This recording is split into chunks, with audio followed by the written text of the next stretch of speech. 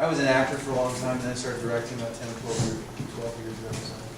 And the show I've been doing for 4 years is called Chuck on NBC, and it's a spy comedy, and we have some really great actors, a great cast. And the process there is our casting director really kind of filters in the people we see. So that's the first line of defense. You know, you guys should know the casting directors and get to know them. And,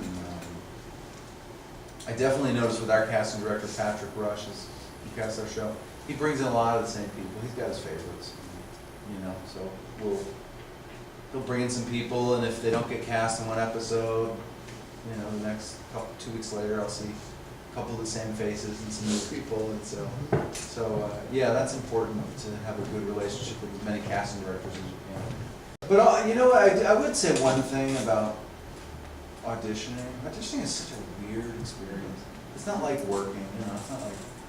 It's not like really doing it. It has nothing to do with really doing it. There's definitely a special technique to auditioning.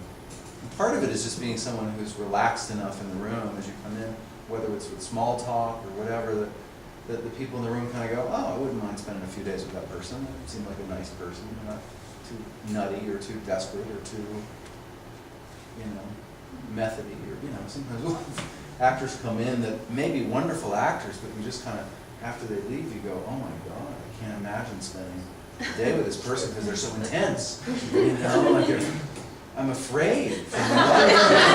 And maybe a wonderful performance, but it's just like, I don't know if I can handle that. So there's, I mean, you want a commitment to the work, and then you want a normal kind of banter to reassure people in the room that you're going to be okay to hang out with for a day or two. Because on Star Trek, the shit, you know, you're on the spaceship, you've got actors in this prosthetic rubber on their face. It's so ridiculous that if you added any acting to that, like dramatic performance, it just became really silly.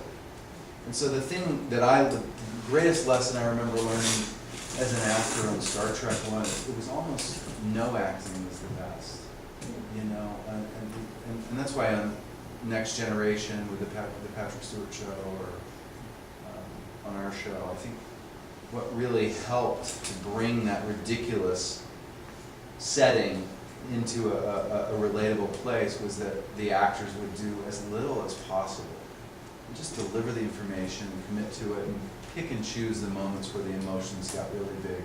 Because if the emotions were really big and the rubber in your face was really big, you know, you're beaming onto a planet of, you know, where the planet was really nuts.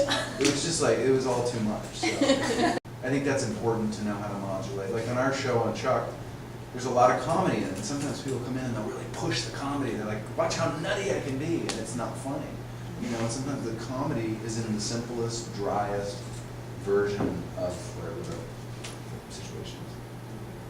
But the one thing I noticed, having been an actor and director now in comedy, is that you can't have any fear in comedy. Any fear just kills comedy. You have to feel completely comfortable, like throw it out there and commit. You know, the stakes have to be really high, but there's something about comedy and the mindset of the actors that just, whenever it's funny, it's because the actors are totally comfortable and committed, and they're fearless in that moment to doing whatever it is, you know. Whereas I think drama inherently has a bit of neuroses attached to it. Like, you know what I mean? It's like you're worried, in drama, is this other person really, do they love me? You know, there's this weird neuroses that you're playing out that's inherent to drama.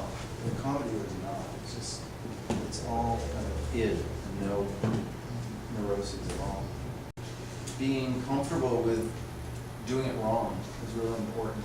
And I tell this to the actors a lot on, you know, on Chuck, the show I do now. It's like, because a lot of times we'll get in there, we'll start rehearsing, the actors will talk about a scene, they'll be like, well, my character did this before, I couldn't possibly do this. And I'm like, no, let's do it wrong, let's try it, because there might be some emotional truth in this. Or let's improvise a moment here to try to find the rhythms between you guys. And let's do it wrong, you know.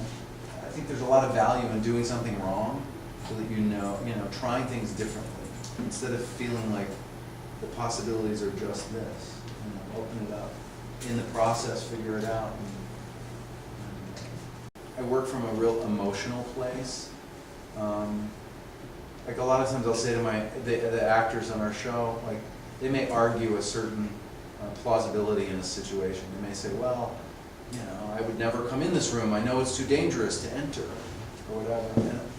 And I'll respond, you know, maybe intellectually you wouldn't be in this situation, but there's an emotional truth to why the scene exists. There's an emotional truth to it.